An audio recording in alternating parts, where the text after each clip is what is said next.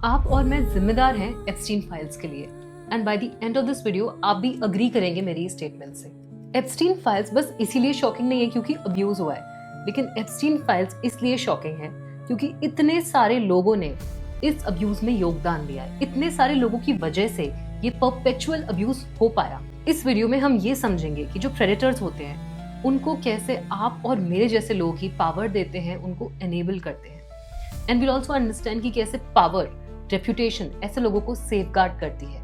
Victim इतने लंबे समय तक चुप क्यों रहते हैं and how unknowingly you and I play a role in this rigged system.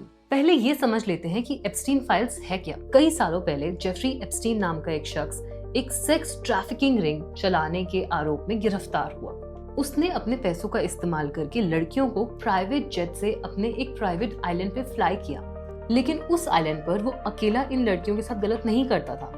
इस क्राइम में और भी कई लोग मौजूद थे। जुलाई 2019 में जेफरी एप्स्टीन फिर से गिरफ्तार होता है एक सेक्स ट्रैफिकिंग रिंग चलाने के लिए, लेकिन सिर्फ एक ही महीने के बाद अगस्त 2019 में जेल में उसकी डेड बॉडी पाई जाती है and it was ruled as a suicide. Jeffrey की डेथ के बाद केस खत्म हो गया, लेकिन विक्टिम्स अभी भी वेट कर रहे थे जस्टिस एंड आंसर्स का। इसीलिए पब्लिक ने डिमांड किया कि एप्स्टीन के क्राइम से रिलेटेड सारे documents, emails, flight logs, contact list and testimonies public किए जाएं, जिससे कि ये समझ आए कि एप्स्टीन आखिर इतना खतरनाक नेटवर्क चला कैसे रहा था और कौन कौन वो लोग हैं जो उसके साथ मिलकर इन अंडरएज लड़कियों को अब्यूज करते थे। एंड सालों तक लीगल प्रेशर फेस करने के बाद और काफी कुछ edit, delete and filter out करने के बाद कुछ इन्फॉर्मेशन पब्लिक में रिलीज कर दी गई है एंड इस इन्फॉर्मेशन को कहा जाता है एप्स्टीन फाइल्स। सबसे इम्पोर्टेंट चीज जिस पे मैं लाइट थ्रो करना चाहती हूँ वो ये है कि success and tradition often coexist.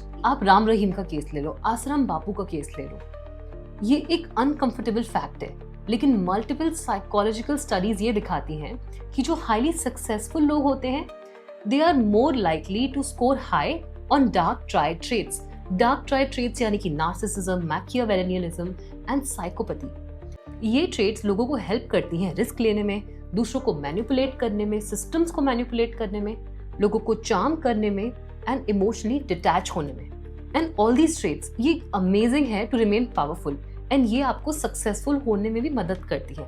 But जिन लोगों में डार्क ट्राइड ट्रेट्स बहुत ज्यादा होती हैं उनमें एम्पैथी बहुत ही कम होती है, यानी कि वो कितनी भी बुरी चीज करते हैं उनको ये एहसास नहीं होता है कि उनके गलत काम की वजह से सामने वाले को कितनी तकलीफ पहुंच रही है।